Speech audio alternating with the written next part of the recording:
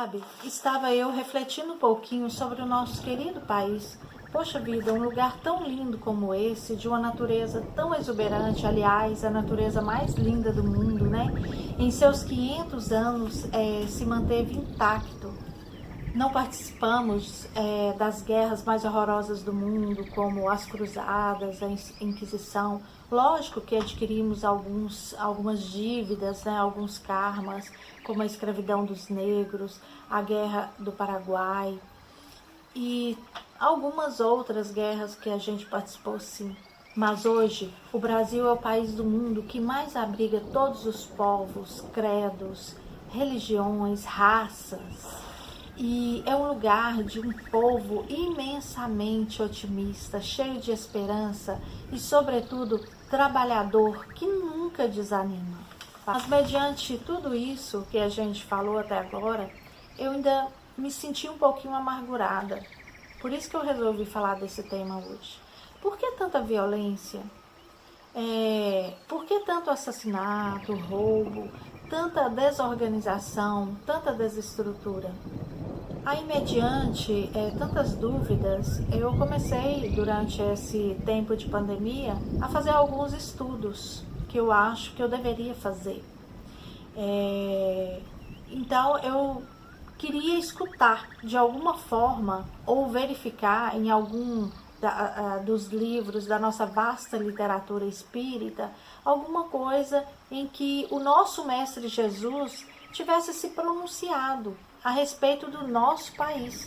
Foi aí que eu me deparei com essa obra maravilhosa de Humberto de Campos. Já havia lido, mas eu não havia dado o devido significado. E hoje, com essas dúvidas todas, essas contrariedades que a gente vive, né, entra governo, sai governo, as pessoas que a gente visita hoje durante o nosso trabalho assistencial, é muito complicado, porque todo mundo reclama, a gente vê muita dor, muito sofrimento. Então, de vez em quando a gente se pega pensando, né? Assim, puxa vida, um país tão rico, tão maravilhoso, tão exuberante desse, com um contraste de tanto sofrimento, por quê? Então, aí eu resolvi procurar nessas obras e descobri nesse livro maravilhoso que eu sugiro a todos, né? Inclusive, eu creio que a gente deveria fazer um curso sobre ele. Então, a gente deveria se preparar para ter uma vida melhor, para ter uma compreensão melhor. Então, nessa obra, Jesus fala o tempo todo, né? Sobre o nosso país, sobre como foi constituído. É muito rica a obra, né? Então, o Brasil é o coração do mundo, isso aí ninguém deve duvidar, porque magneticamente falando, o Brasil é o que tem mais energia no mundo inteiro. É um país enorme, cheio de suas riquezas naturais, isso aí é fato, né? Mas e pátria do Evangelho? Será que o Brasil realmente é pátria do Evangelho? Vamos ver? O livro começa com Jesus, governador do mundo, governador espiritual do mundo, reivindicando em uma reunião junto a anjos, imensas falanges, né, o inventário do cristianismo no mundo depois de 1500 anos. Nessa reunião, esses anjos e falanges, responsáveis, governadores, né, cada um de um setor do mundo, apresentam a Jesus esse determinado inventário. Então, mediante essa demonstração bem horrorosa desse inventário, todos ficaram pasmos, todos ali presentes, anjos, arcanjos, falanges, o próprio Cristo ficou indignado, porque depois de 1500 anos o cristianismo não tinha se desenvolvido do jeito que deveria ser, né? Então, Jesus toma, naquela reunião ali, Humberto de Campos conta pra gente que Jesus toma uma decisão muito firme. Primeiro, ele decide transplantar a árvore do Evangelho, que naquele momento estava na Europa, para o Brasil. Aí todos ficaram assim, né?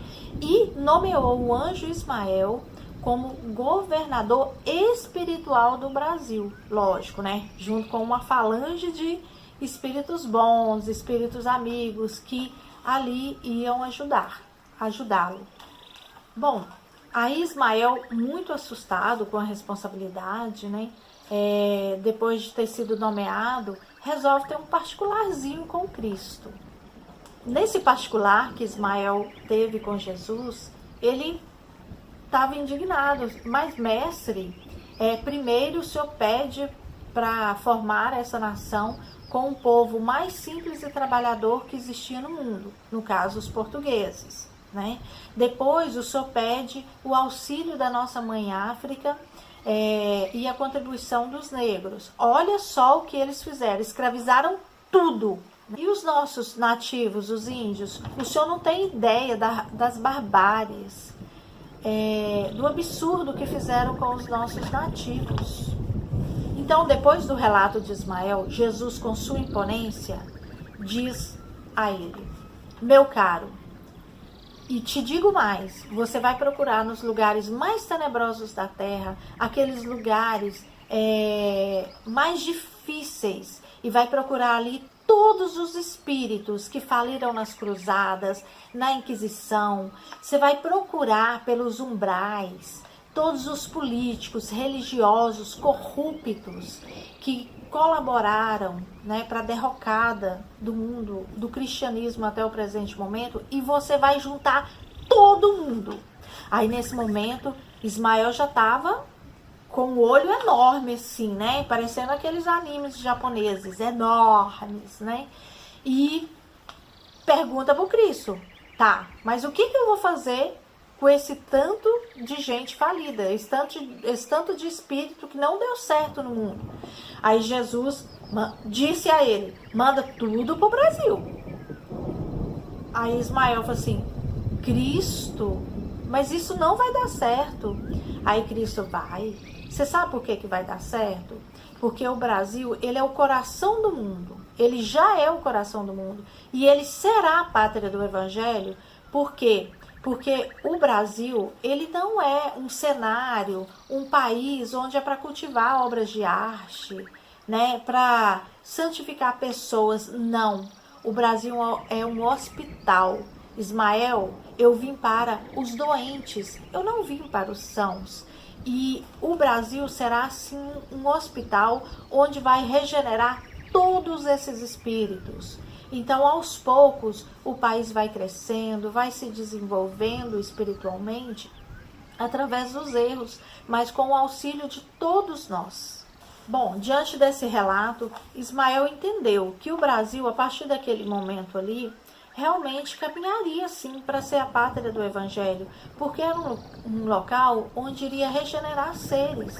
Então era muito mais fácil pegar uma quantidade de espíritos realmente que faliram outrora e nesse momento estavam remorciados, prontos para recomeçar, e já tinha um lado intelectual desenvolvido, né? Faltava desenvolver a questão da moralidade, a questão espiritual, do amor, né? E isso eles teriam condições aqui.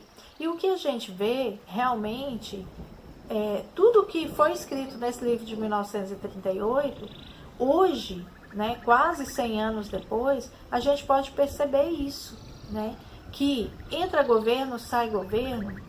Às vezes a gente fica aziado com tudo que acontece, mas aí a gente para um pouquinho para pensar, né? Às vezes os problemas vêm e a gente vai passando, né? Só que a gente tem que tomar um cuidado, porque está acontecendo hoje uma certa guerra interna.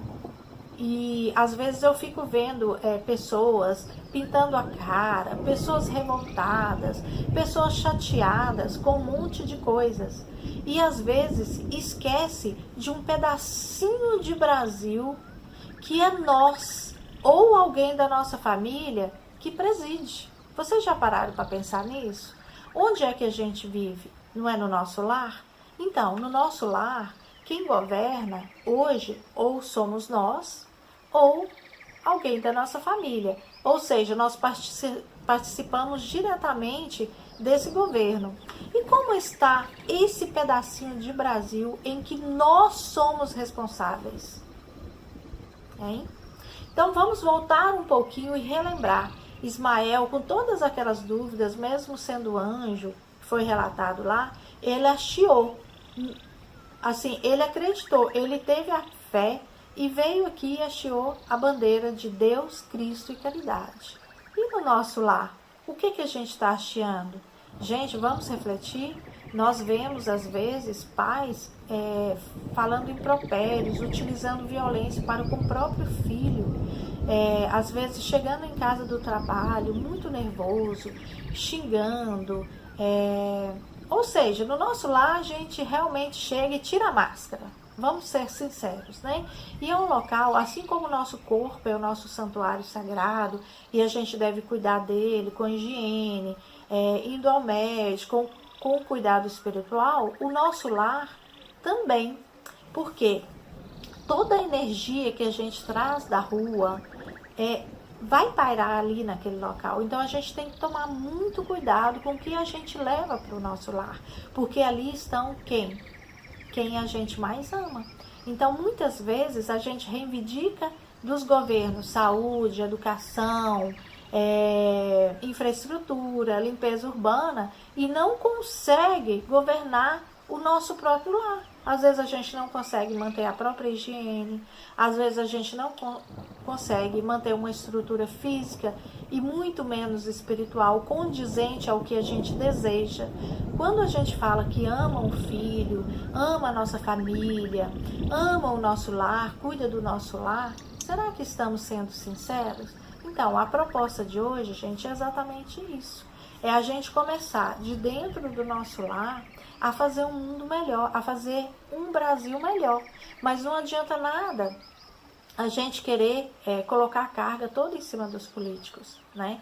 A gente tem que fazer a nossa parte. Então o convite de hoje é exatamente isso. Quem conseguir saborear, eu falo assim nessa obra de Humberto de Campos, vai perceber nitidamente que a mudança começa aqui, de dentro de mim. E ela vai espalhar pelo meu lar, né? Depois pelo meu bairro, pela minha cidade, meu estado e meu país. E tudo vai dar certo, mas com o meu esforço, com o meu trabalho, com a minha boa vontade. Então tudo pode dar certo. Então, às vezes, eu cobro muito das pessoas que estão lá em cima, que às vezes nem nos conhecem, né? E a gente esquece de cobrar daqueles que estão próximos a nós, que estão sob a nossa responsabilidade, que são os nossos filhos, que são a nossa família. Então, unidos, a gente pode fazer um lar harmonioso. A sugestão de hoje, do exercício espiritual, seria exatamente isso. Uma limpeza no nosso ambiente doméstico, né? Uma harmonia, harmonizar, ter cuidado com o que entra. A gente hoje não está aprendendo que antes de entrar na nossa casa a gente tem que se higienizar, tirar o sapato, deixar fora, para a gente não trazer para dentro do nosso lar vírus, bactérias. Então a gente podia começar com o lado físico, para depois conseguir trazer do lado espiritual. O lado espiritual seria o quê? Eu briguei lá fora, eu tive uma discussão lá fora, eu não tive um dia muito bom, mas assim que eu adentrar o meu lar, eu vou tentar deixar do lado de fora, né? Nós tivemos uma evangelioterapia aí da nossa irmã Lucimar, que ela fez um exercício da árvore. Eu fiz o exercício, você fez? Então, ela sugeriu, né, que a gente deixasse ali no pezinho da árvore todos os nossos problemas, plantasse uma árvore de fora da nossa casa e deixasse os nossos problemas.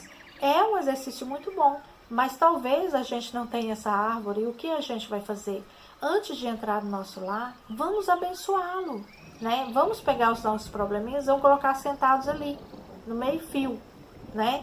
E vamos sugerir que entremos no nosso lar com um pouquinho de harmonia. Não vamos gritar, não vamos falar palavrões, vamos tentar escutar um pouquinho mais, vamos tentar destinar os nossos que a gente mais ama, né?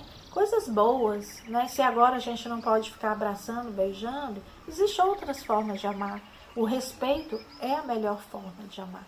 Então, gente, a nossa evangelioterapia de hoje, além de sugerir, né, o estudo dessa obra, que é maravilhoso, seria isso. Antes da gente cobrar dos nossos governantes, a gente tentar harmonizar o nosso pedacinho de Brasil que foi destinado a nós, que é o nosso lar. E muitos de nós, às vezes, está conseguindo fazer isso e expandir para fora, né, para a nossa comunidade, levar um pouquinho de esperança para a nossa comunidade, seja uma palavra amiga, seja um consolo, não importa. Se hoje a gente for fazer um levantamento no nosso Brasil, eu fiz esse levantamento, busquei várias pesquisas e eu descobri que menos de 20% dos brasileiros, né, realizam alguma coisa para o próximo, trabalham em alguma ONG, em alguma igreja, em alguma instituição, em algum clube de serviço. Menos de 20% dos brasileiros. É muito pouco, né, gente? Então, se todos nós destinarmos uma hora que seja por semana destinar uma contribuição à nossa comunidade, a gente vai estar fazendo a política do amor.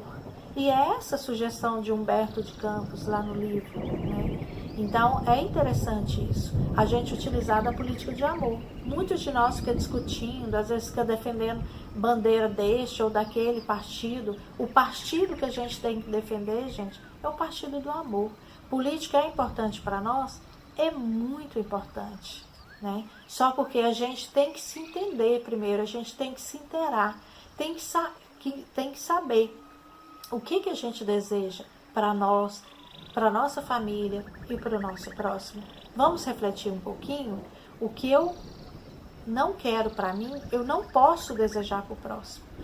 Então, se a gente partir dessa primícia, com certeza a gente vai ser sim, né? Não só o coração do mundo, a gente vai ser firme, né? Como o Ismael, como a sua falange, sobretudo. Olha que maravilha quando Jesus falou, citou na obra, né? O Brasil não vai ser, ele já é o coração do mundo e a pátria do Evangelho, porque aqui é um hospital, é um lugar para curar doentes. E vamos nos colocar nessa situação. Nós precisamos de auxílio para nos melhorar. Então, que Jesus nos abençoe.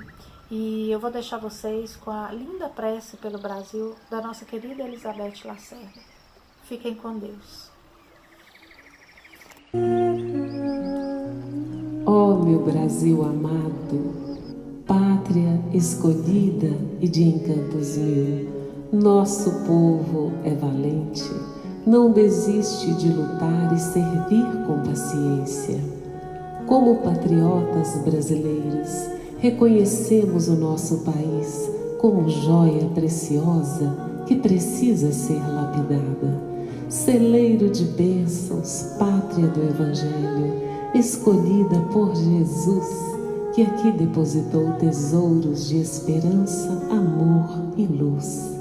Rendamos graças à nossa pátria e ao nosso povo, unindo-nos em uma só oração.